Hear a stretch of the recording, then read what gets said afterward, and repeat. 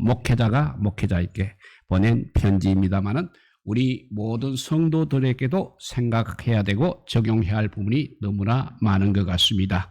디모데전서는 특별히 1장 3절과 6장 3절에서 다른 교훈을 말하는 사람에 대해서 말씀하고 있습니다. 디모데전서 1장 3절을 읽어보면 내가 마게도냐로 갈 때 너를 권하여 에베소에 머물라 한 것은 어떤 사람들을 명하여 다른 교훈을 가르치지 말며 했고, 디모데전서 6장 3절에도 누구든지 다른 교훈을 하며 바른 말 곧 우리 주 예수 그리스도의 말씀과 경건에 관한 교훈을 따르지 아니하며 했습니다. 그러면서 1장 4절 이하에는 다른 교훈의 내용을 바로 신화와 족보에 몰두하는 그런 사람들이라고 소개하고 있습니다. 그리고 4장 2절 이하에 가서는 자기 양심이 화인을 맞아서 외식함으로 거짓말하는 사람들과 혼인을 금하고 어떤 음식은 먹지 말라고 한다고 소개하고 있습니다. 이들의 가르침이 바로 다른 복음을 가르치는 사람의 가르침이 바로 망령되고 허탄한 신화라고 바울은 단호하게 말씀하고 있습니다. 그래서 6장에 가서는 이런 영지주의자들이 4절 이하의 경건을 이익의 도구로 사용하는 자들이라고 말하고 있습니다. 교만하여 아무것도 알지 못하면서 변론과 분쟁을 좋아하는 사람들이라는 것입니다. 진리를 잃어버려 경건을 그냥 이익의 방도로 생각하는 그런 사람들입니다. 그러니까 그런 사람들은 부하려 하는 자들이요 돈을 사랑하는 자들이라고 했습니다. 그리고 결국 이 사람들은 믿음에서 떠난 사람들이라는 것입니다. 그래서 4장 1절과 6장 10절에서 그 말씀 믿음에서 떠났다고 바울은 선언하고 있습니다. 4장 1절을 읽어보면 그러나 성령이 밝히 말씀하시기를 후일에 어떤 사람들이 믿음에서 떠나 미혹하는 영과 귀신의 가르침을 따르라 하였으니 했습니다. 6장 10절도 돈을 사랑함이 일만하게 뿌리가 되나니 이것을 탐내는 자들은 미혹을 받아 믿음에서 떠나 많은 근심으로서 자기를 일렀도다 라고 했습니다. 그래서 사도 바울은 1장 18절과 6장 12절에서 이제 믿음의 선한 싸움을 싸우라고 도전하고 있습니다. 1장 18절 읽어보면 아들 디모데야 내가 너에게 이 교훈으로서 명하노니 전에 너를 지도한 예언을 따라 그것으로 선한 싸움을 싸우며 했고 12절에 가서는 오늘 본문 12절에도 그 말씀이 있습니다. 믿음의 선한 싸움을 싸우라 6장 12절 그리고 영생을 취하라 이를 위하여 너가 부르심을 받았고 많은 증인 앞에서 선한 증언을 하였도다 했습니다. 결국 디모데전서의 결론은 믿음의 선한 싸움을 싸우라는 권면이라는 것을 우리가 알 수 있습니다.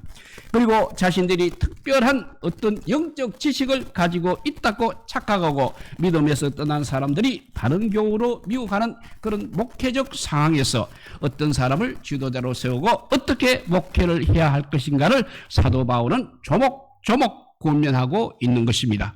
자신이 구원받은 사실을 토대로 모든 사람을 위한 그리스도의 십자가라는 사실을 1장 12절 이하에서 설명을 하고 2장 1절부터는 모든 사람을 위하여 기도할 뿐만 아니라 분쟁을 거치고 아담의 영향 또 영지주의의 영향으로 과하게 교회에서 은성이 높은 여자들에게는 잠잠하라고 그렇게 권하기도 합니다. 그리고 그 다음에 감독과 집사에 대한 자격은 다분히 에베소에 있는 상황이 많이 반영되어 있습니다. 그리고 4장 6절 이하에는 목회자로서 디모데 자신을 향해서 명하고 가르쳐야 할 것, 번이되고 전념하고 나타나게 하고 계속하라고 권면합니다. 5장에 가서는 교회가 또 한가족인 것을 기억하고 어른들과 창가부에 대해서 공경과 존대하라고 권면하고 있습니다. 그리고 6장 1절과 2절에는 종과 상전에 관한 이야기로 목회적인 권면은 거의 끝나게 되고 오늘은 6장 11절에서 21절의 결론을 우리가 한번 살펴보도록 하겠습니다. 이 부분은 디모데에게 이제 마지막으로 부탁하는 포괄적인 부분이 되겠습니다. 특히 피하고 따르며 싸우라. 그리고 이것들을 위해서 부름을 받았다는 말씀은 디모데에게만 하시는 말씀처럼 보이지가 않는 것입니다. 우리 모든 성도가 다 이 말씀대로 피하고 따르고 싸워야 하는 것입니다. 사도 바울은 이제 선배 목회자로서 디모데에게 너 하나님의 사람아 이것을 피하고 의와 경건과 믿음과 사랑과 인내와 온유로 따르라고 권하고 있습니다. 이것들은 물론 가까이는 돈을 사랑하고 경건을 이익의 재료로 삼는 것입니다. 전체로 보면 다른 교훈을 따르게 되고 진화와 족보에 창념하고 혼인을 금하고 음식을 구별하는 가르침인 것입니다. 이런 것들은 피해야 할 것들입니다. 그리고 9절에서 10절을 보면 부활했고 하는 자들의 시험과 올무와 정욕에 대해서 말하면서 이런 것들은 사람을 파멸과 멸망에 빠지게 한다고 했습니다. 또 돈을 사랑함이 일만하게 뿌리가 된다고 하면서 이것을 사모하는 사람들은 미혹을 받아 믿음에서 떠나 많은 근심으로 자기를 찌른다고도 했습니다. 아무래도 오늘 본문의 8절 말씀은 17절에서 19절로 보입니다. 적극적으로 행해야 할 것들입니다. 이것이 14절의 이 명령을 지키라는 명령의 내용이며 우리가 싸워야 할 내용 가운데 적극적인 부분이라 할 수 있겠습니다. 그래서 너 하나님의 사람아 이렇게 살아야 한다는 이 17절에서 19절 말씀을 핵심으로 디모데전서를 마무리하고 있는 것입니다. 문제의 핵심은 이런 사람을 우리가 언제까지 살아야 하느냐에 있는 것입니다. 사도 바울은 우리 주님이 다시 오실 때까지라고 그렇게 말씀하고 있습니다. 그때까지 지속적으로 피하고 취하고 싸우고 그리고 지키는 삶을 살기 위해서 소망을 분명히 하는 것이 필요하다는 것입니다. 소망이 없으면 방자하게 행하기 때문에 그렇습니다. 첫째, 피하라 그랬습니다. 그리고 나서 지금 오직 너 하나님의 사람아 이것들을 피하라고 말씀하고 있습니다. 돈의 유혹을 물리치지 못한 사람은 결코 하나님의 사람이 될 수 없다는 말입니다.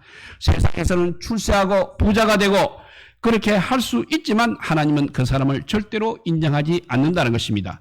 그리고 세상에서도 언젠가는 그 돈을 사랑하고 돈의 유혹에 빠져서 사는 사람은 크게 낭패를 당하게 된다는 것을 우리가 자주 보고 있는 것입니다. 그래서 피하라는 말이 바로 헬라어는 휴고이라고 합니다.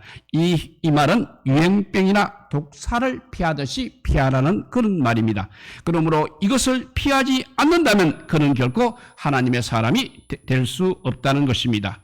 하나님의 집에는 큰 그릇도 있고 작은 그릇도 있습니다. 그리고 크든 작든 금그릇이든 은그릇이든 질그릇이든 깨끗한 그릇이라면 다 쓰임을 받을 수가 있는 것입니다.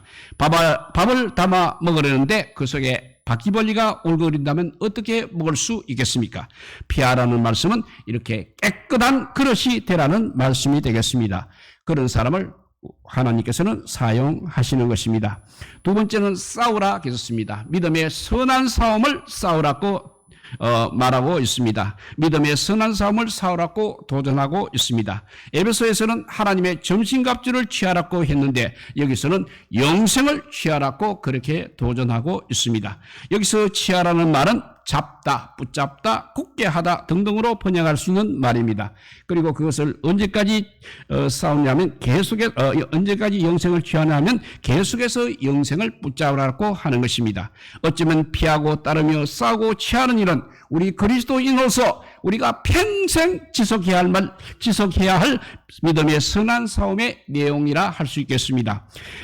만일 너가 이 일을 위해서 부르심을 받았고 너가 이 일을 위해서 부르심을 받았고 많은 정인 앞에서 선한 증언을 했다고 말하고 있습니다. 이를 위해서 부르심을 받았다는 것을 분명히 여기서 말하고 있는 것입니다. 우리 역시 하나님의 부르심을 받아 성도가 되었습니다. 어쩌면 우리의 부르심도 이와 다르지 않다는 것입니다. 그리고 이 세상은 다른 교훈이 난무하는 세상입니다. 유사 기독교 이단들의 미혹이 거세고 거셉니다. 모든 유사 기독교 이단들이 영혼을 위해서 예수 그리스도의 뒤를 따르기 위해서 이단의 교리를 만들었다고 말할 수 있는 것은 아닌 것입니다. 사도 바울의 진단대로 경건을 그들은 이익의 재료로 삼고 돈을 사랑하는 마음이 전부인 것이 이단인 것입니다. 그렇게 바벨 정신에 충만해서 그들은 신처럼 대접받고 군림하고 있는 것입니다. 그들에게 예수 그리스도의 십자가가 어디에 있습니까? 그 십자가의 정신으로 섬기고 낮아지는 복음은 그들에게는 사라져 버렸습니다. 그 자리에 온통 신화와 족보로 상징되는 영해된 말씀을 채워놓고 우리가 참되답고 그렇게 말하고 있는 것입니다. 정말 기막힌 일입니다. 그러니까 선한 싸움이라는 것은 돈을 걸고 모으기 위해서 몸부림치는 이 세상에서 선한 싸움을 싸우라고 한 말입니다. 선한 싸움을 하기 위한 싸움, 선한 사업에 부하고 나눠주기를 좋아하는 사람이 되기 위해서 싸우라는 것입니다. 세상에서 부요함을 추구하는 것은 승리의 길이 아니라 패배의 길이라 할 수 있겠습니다.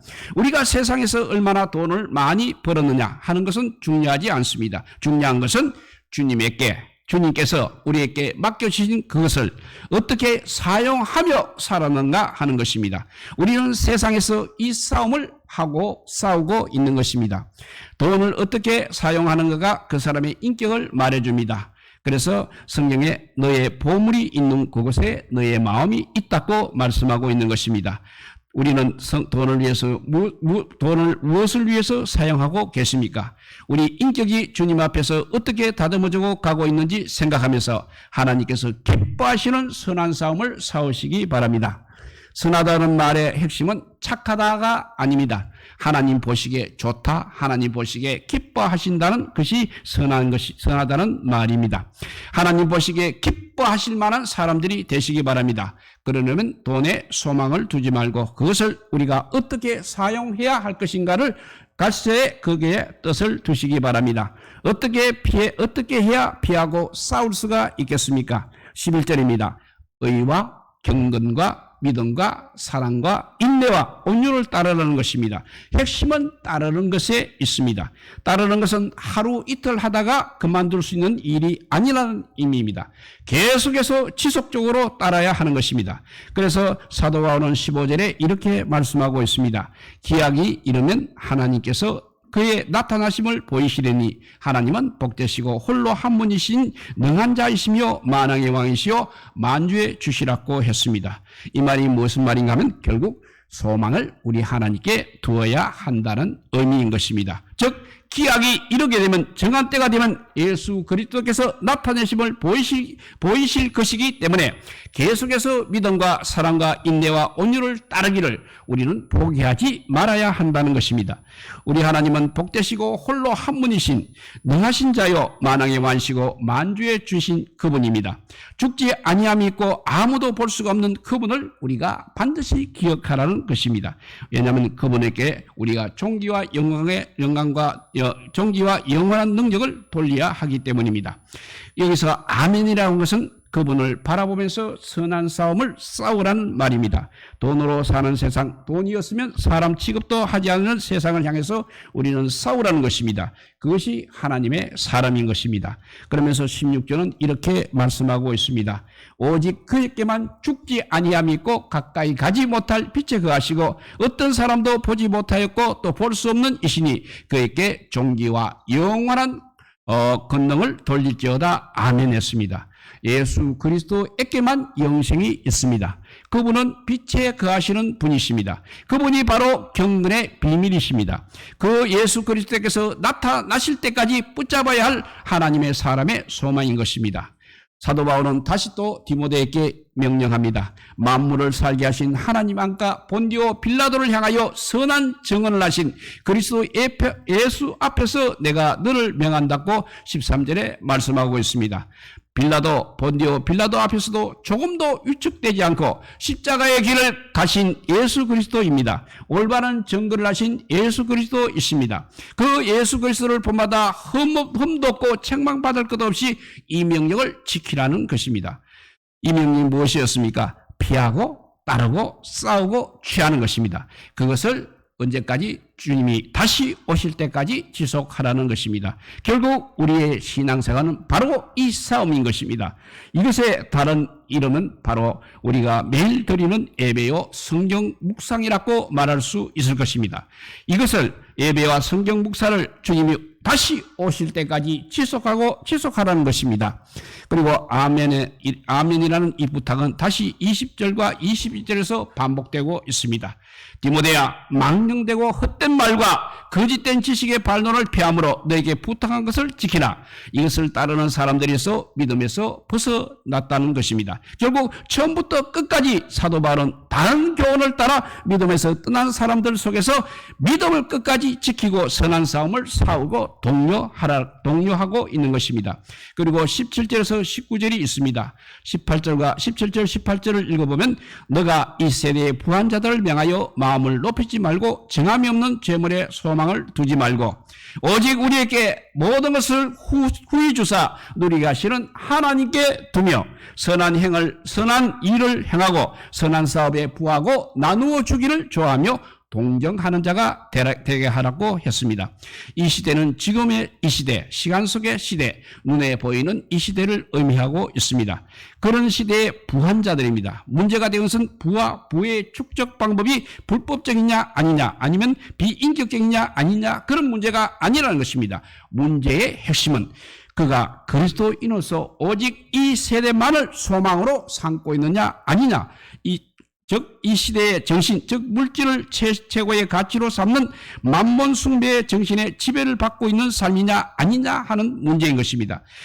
그런 사람만이 이 세대에만 소망과 관심을 가지고 살아가는 사람이라면 이 시대의 것을 가지고 교만하고 기뻐하고 그렇게 살아갈 것입니다. 그런데 사도 바울은 그런 사람들을 권하여서 이런 정함이 없는 재물, 즉 영원하지 않는 재물에 소망을 두고 살지 않도록 가르치고 있는 것입니다. 재물이라는 것은 항상 움직이는 것입니다. 재물은 영원하지 않습니다. 그리고 이 모든 것들을 주시는 분은 바로 우리 하나님이시라는 것입니다. 그래서 17절 하반절에 오직 우리에게 주사 우리에게 모든 것을 후히 주사 누리게 하시는 분이신 하나님께만 소망을 두라고 말씀하고 있는 것입니다. 그럴 때 선을 행하고 선한 사업을 많이 하고 나누어지기를 좋아하며 너그러운 자가 될 수 있다는 것입니다. 이 말은 이 시대에 소망을 두고 돈의 모든 것을 걸고 살아가는 사람은 결코 너그러울 수 없다는 것을 의미하고 있는 것입니다. 그래서 19절에 보면 이것이 장래에 자기를 위하여 좋은 틀을 쌓아 참된 생명을 취하는 것이라고 선언하고 있습니다.